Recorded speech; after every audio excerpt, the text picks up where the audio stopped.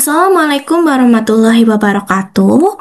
Saya Almalia Cipta Putri dengan NIM 187221023. Di sini saya akan mempresentasikan hasil resume saya terhadap sebuah paper yang berjudul Enhancing Stress Detection Accuracy, a General STM Model for ECG Signal Analysis. Topik ini cukup menarik karena di sini akan membahas bagaimana teknologi kecerdasan buatan, khususnya menggunakan model CNN STM, ini bisa mendeteksi stres hanya dari sinyal ECG. Oke, untuk permulaan di sini kita mulai dulu dari hal yang paling mendasar yang dibahas oleh penelitian ini, yaitu stres. Jadi, stres ini sebenarnya adalah respon fisiologis yang alami terhadap rangsangan luar atau eksternal. Nah, stres ini punya dua sisi. Kalau dalam jangka pendek itu justru bisa membantu. Contohnya, bikin lebih fokus, meningkatkan motivasi, atau memacu supaya cepat beradaptasi. Tapi kalau stresnya terlalu lama atau intens, ini justru berbahaya, bisa menimbulkan resiko seperti penyakit kardiovaskular, depresi, bahkan sampai gangguan tidur.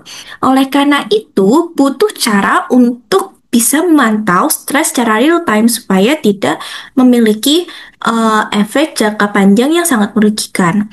Salah satu caranya adalah dengan menggunakan biofeedback system yang dimana ini bisa memberikan data fisiologis sekaligus feedback kepada pengguna. Nah, tapi masalahnya di penelitian-penelitian sebelumnya, kebanyakan ini hanya membagi stres menjadi dua atau dengan kata lain menggunakan klasifikasi biner. Nah, tapi cara ini tuh terlalu sederhana dan sering mengabaikan sisi positif dari stres. Ada juga yang mencoba mengklasifikasikan menjadi tiga kategori, tapi tantangannya fitur fisiologis antar kelas ini tuh sering terjadi tumpang tindih dan akibatnya sulit membedakan dengan jelas antar klasifikasi tersebut. Nah, disinilah penelitian ini mulai masuk dan eh, bagaimana caranya memilih fitur fisiologis yang benar-benar informatif lalu membangun arsitektur neural network yang bisa mengklasifikasikannya dengan akurasi tinggi. Dan diharapkan nantinya bisa membuat sebuah aplikasi yang berpotensial untuk pemantauan kesehatan pasien, deteksi stres secara real time, dan juga manajemen stres secara personal. Oke, sebelum masuk ke metode, di sini akan bahas tentang theoretical research dulu. Jadi di sini ada tiga dasar teori yang pentingnya. Yang pertama adalah terkait metode deteksi stres. Jadi sistem multisensor ini memang efektif, tapi terlalu rumit dan mahal. Sehingga solusi yang simple tentunya menggunakan single sensor, yaitu ECG itu sendiri. Dengan begitu, alatnya akan menjadi lebih praktis, mudah dipasang, dan bisa diakses oleh banyak orang. Lalu yang selanjutnya adalah terkait analisis sinyal dan fitur. Salah satu analisis yang sering dipakai adalah Heart Rate Variability atau HRV, bisa disingkat dengan HRV. HRV ini sudah terbukti relevan untuk mengukur stres. Contohnya, ini pernah diaplikasikan untuk memantau stres pada pengemudi berbasis multimodal.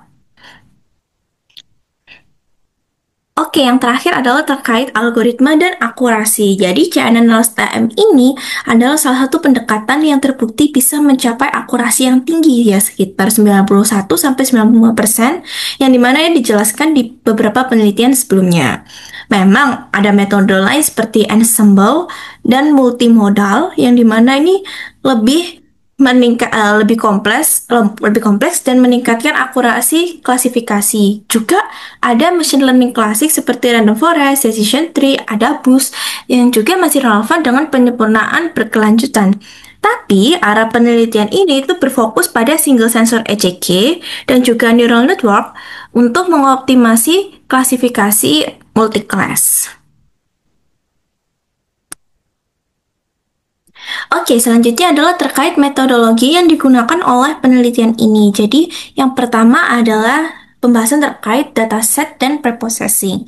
Jadi, data yang dipakai ini adalah dataset publik WESAD, yang dimana data ini berisi sinyal ECG dengan frekuensi 700 Hz, direkam dalam 4 kondisi yaitu neural, stress, amusement, dan meditation.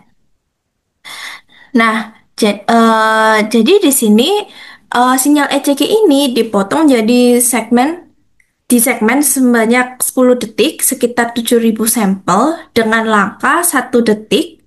Kemudian dinormalisasi supaya skalanya seragam. Lalu terkait klasifikasinya sendiri, kan dari datanya itu kan ada 4 kelas tuh, neutral, meditation, amusement, dan stress.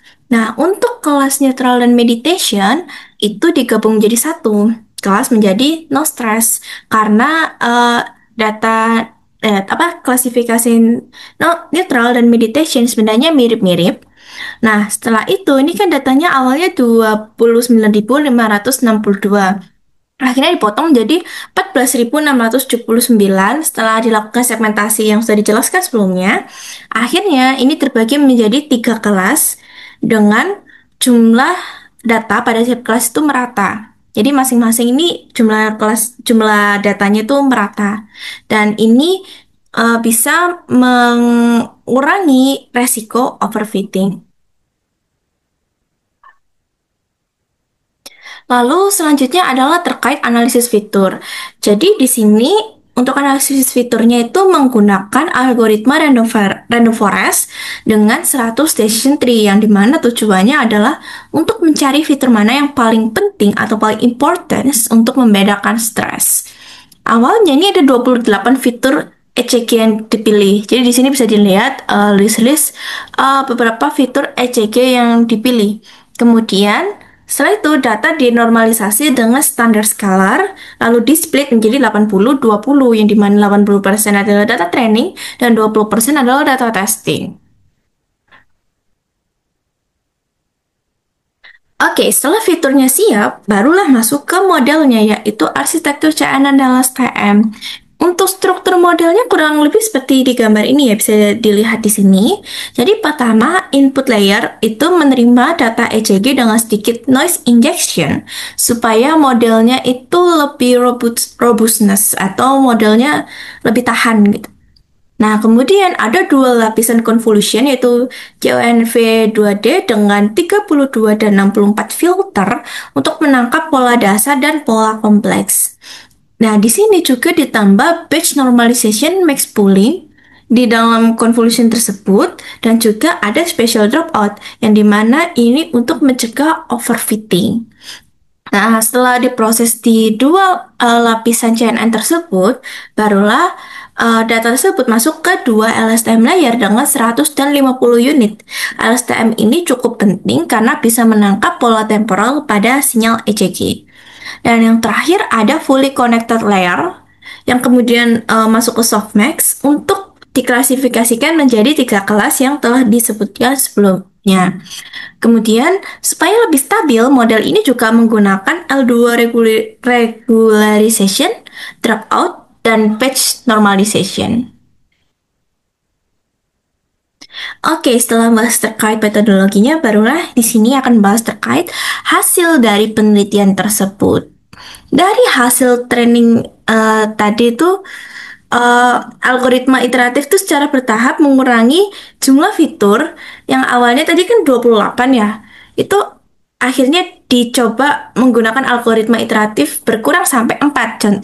Gambarnya bisa dilihat di sini 28 sampai 4. Nah, dari grafik ini tuh bisa dilihat mana sih kira-kira jumlah fitur yang paling optimal, dan di sini ditunjukkan pada bahwa ada 14 fitur optimal untuk mencapai akurasi klasifikasi yang tinggi. Untuk 14 fitur tersebut itu ada 7 di domain waktu, yaitu main HRV, RMS HRV, main FRQ, mainfrag, FSTD, STD-frag, PNN20, dan TINN. Untuk di domain frekuensi itu ada 4, Fmin, HF power, SIG SMTH, dan NUM 50. Dan untuk yang non-linear itu ada 3, yaitu HRV CPX, Trace ID, dan RMSSD. Kemudian, distribusi ini juga memastikan bahwa sinyal ECG ini secara menyeluruh dan memungkinkan untuk akurasi klasifikasi yang cukup tinggi. Dan trainingnya kan tadi 80%, testingnya 20%. Nah, dari training itu dibagi lagi menjadi 64% training dan 16% validation, gunanya untuk melihat dan memastikan apakah data yang di training ini tuh akan mengalami overfitting atau tidak di modelnya. Nah, proporsi kelasnya ini juga tetap dijaga supaya evaluasi tetap adil dan tidak merepresentasikan hanya ke satu kelas saja. Nah, dari hasil training, akurasi ini meningkat secara stabil sampai mencapai sekitar 97% pada epoch ke-80. Dan loss-nya itu juga turun secara konsisten. Akan tapi yang menarik ini, grafik training dan validation ini hampir sejajar kalau dilihat di model akurasi dan model loss. Yang artinya model ini tidak mengalami overfitting dan model ini juga bisa diandalkan untuk data yang baru. Oke, selanjutnya terkait menganalisis confusion matrix itu sendiri.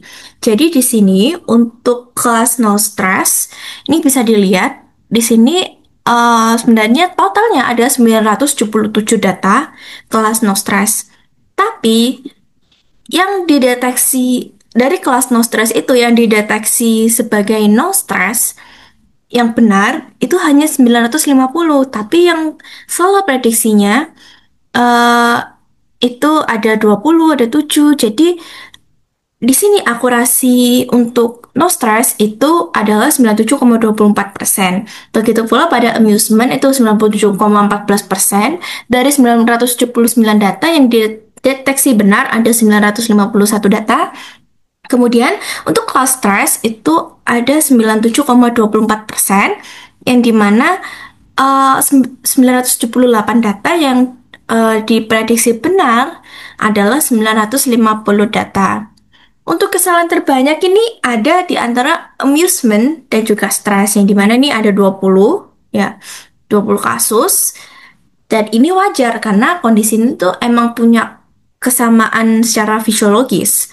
Tapi yang lebih penting, kesalahan antara no stress dan stress ini terbilang cukup minim, yaitu hanya 7 dan 13 gitu. Ini 7, 13. Nah, di sini cukup penting dan krusial karena dalam pengaplikasian secara real time itu harus bisa membedakan dengan jelas kapan seseorang ini benar-benar sedang stres atau tidak. Jadi, secara keseluruhan ini sudah terbukti efektif untuk klasifikasi stres 3 kelas, yang dimana akurasi 97% dan distribusi kesalahan yang seimbang menegaskan keandalan pendekatan ini untuk pemantauan stres secara real time. Dan menariknya, dibandingkan studi sebelumnya dengan 15 fitur HRV dan akurasi 95%, metode ini tidak hanya mengurangi jumlah fitur, tapi juga meningkatkan akurasi sebanyak 2% dari penelitian sebelumnya, sehingga lebih efisien dan relevan untuk pengaplikasian di dunia nyata.